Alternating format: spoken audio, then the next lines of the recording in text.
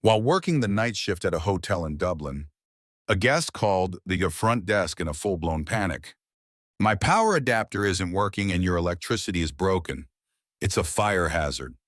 I went up to his room and found him trying to jam a US plug into a European socket with one of the teens of a dinner fork.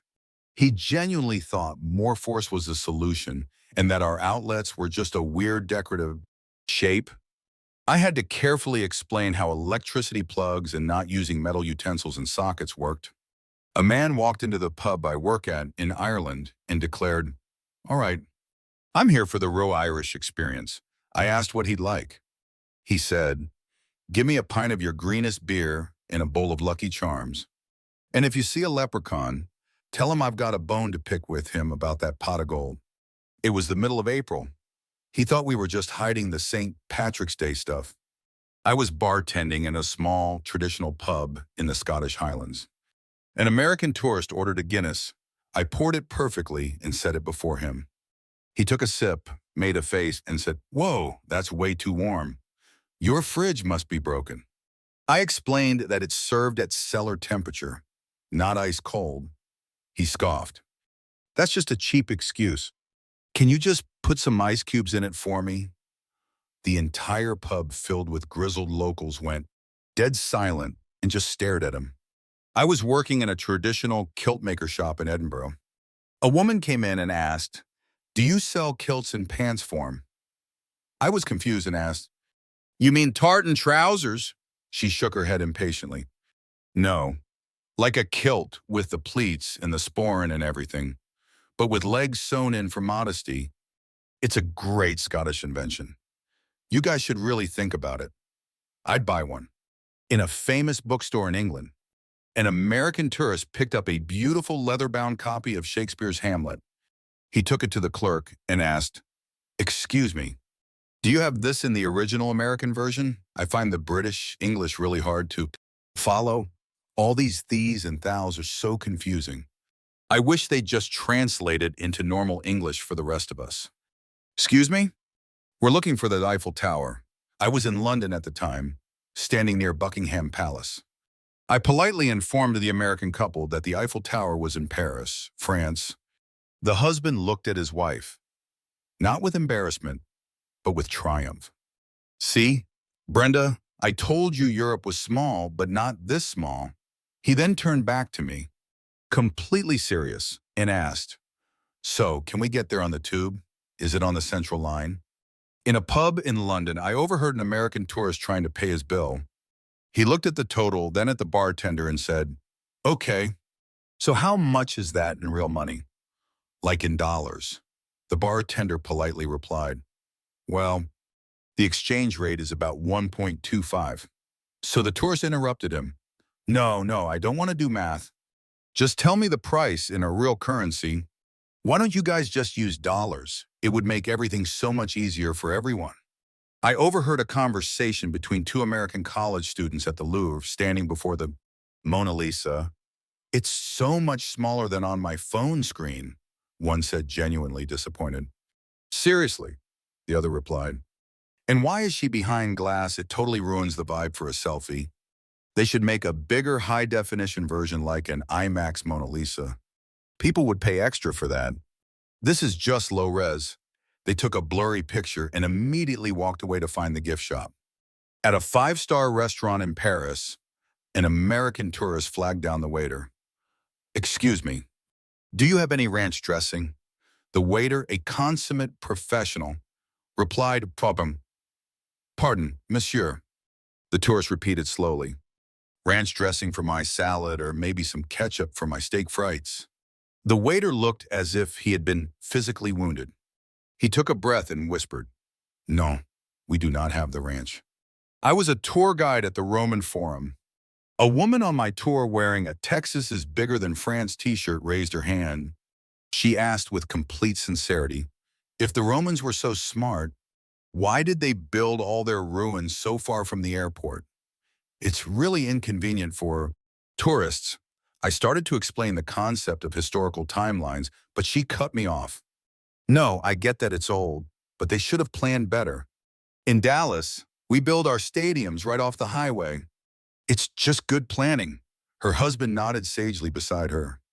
While visiting the ruins of Pompeii, an American tourist was overheard saying to her husband, "It's so sad they all died, but honestly, it's kind of their own fault.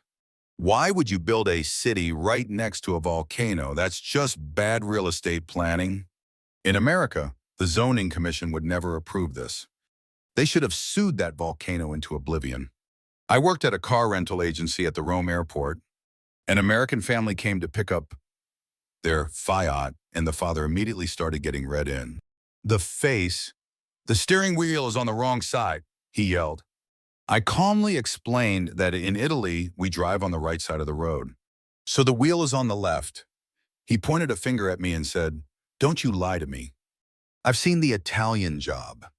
They drive on the other side. Now get me a proper car." He was confusing Italy with the UK. On a guided tour of the Vatican City, a woman from California kept asking our guide about the celebrity residence. "So does the Pope live here full time? Does he have any famous neighbors? Like, do George and Amal Clooney have a summer place here? It seems like a really exclusive neighborhood. I bet the property values are insane." The guide had to gently explain that the only resident was in fact the Pope, and that it wasn't a gated community for Hollywood stars.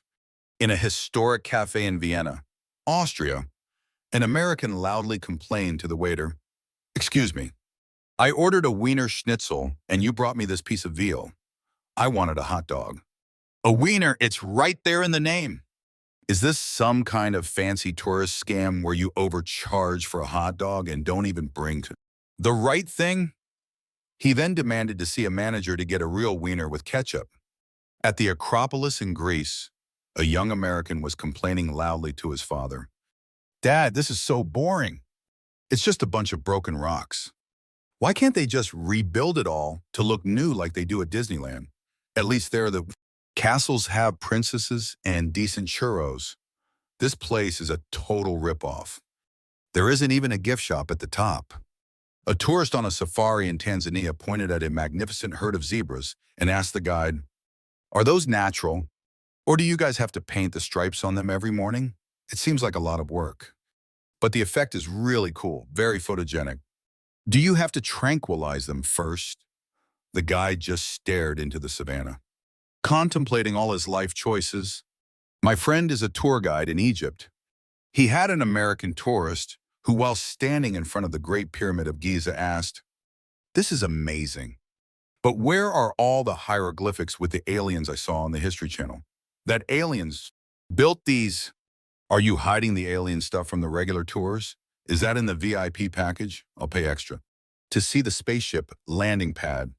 While I was studying in Spain, I met a tourist who asked me, "So, do you guys speak Mexican here? Or is it Spanish?" I tried to explain that the Spanish language originated in Spain. He looked genuinely puzzled and replied, "No, that can't be right. Spanish is from Mexico. That's why they speak it on TV. You guys must speak like European Mexican or something. It sounds a little different." A woman on a bus tour through the majestic Swiss Alps kept asking the driver to pull over. When he finally asked why, she said, "I want to get a picture with the sound effects on." The driver was completely baffled.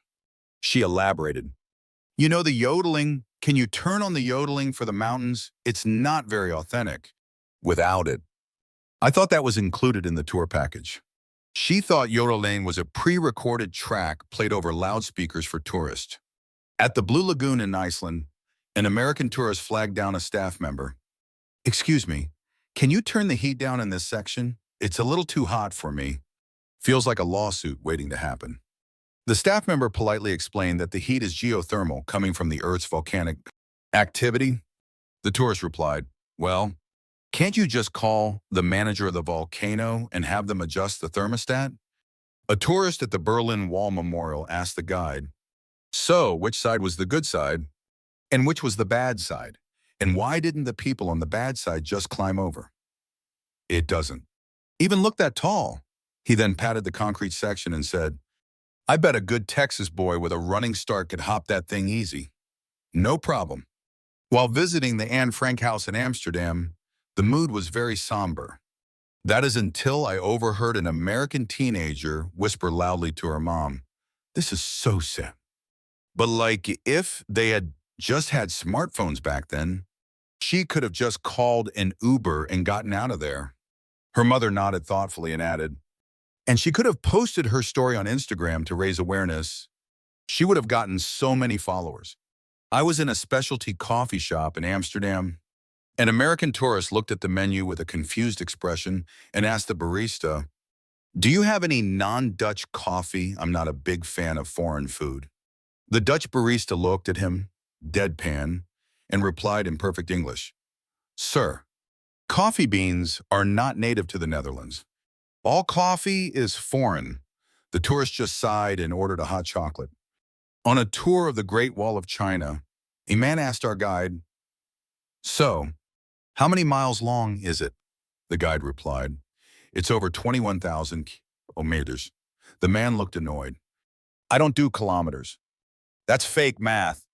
Just tell me in real measurements like miles or maybe how many football fields it is.